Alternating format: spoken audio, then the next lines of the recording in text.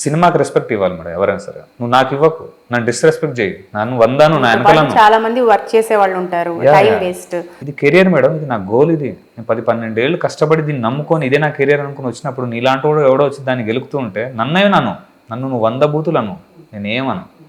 సినిమాని డిస్రెస్పెక్ట్ చేయొద్దు, మన క్రాఫ్ట్ని దానికి వాల్యూ ఇవ్వాలి. సేమ్ గుళ్ళో పోయినప్పుడు ఎంత భక్తితో వెళ్తాం మేడం, అంత భక్తి శ్రద్ధతో మనం ఈ పని చేయాలి. యాక్చువల్గా ఇక్కడ ఏదో నేను ఇంకేదో కథలు చేయడానికి రాలే వీడికి, ఓన్లీ సినిమా. ఇదే లైఫ్ మొత్తం. ఫ్యామిలీని పక్కకు పెట్టి ఎందుకు చేస్తున్నారా, ఎందుకు ఇది అని డబ్బులు సంపాదిస్తారు, ఎందుకు వద్దు అని చెప్పి ఇంతమంది అంటున్నా మనకంటే ఒక మార్క్ క్రియేట్ చేసుకోవడానికి కదా మేడం ఇంత దూరం వచ్చి. సో ఇట్లా ఇరిటేట్ చేసిన వాళ్ళు చాలా మంది ఉన్నారు. అండ్ ఇది చాలా కొన్ని నెలలు ట్రావెల్ అయింది నా బ్రెయిన్లో. ఇది ఇట్లాంటిది ఒకటి ఉండే, అండ్ ఇంకా చాలా ఉన్నాయిలే మేడం. ఇదే లాస్ట్. అండ్ ఆ రోజు కోపం తర్వాత నేను ఎప్పుడు ఫస్ట్ థింగ్ నేను పెట్టుకుంది ఏంటంటే ఇంకెప్పుడు కోపం తెచ్చుకోకు, ఇదే లాస్ట్.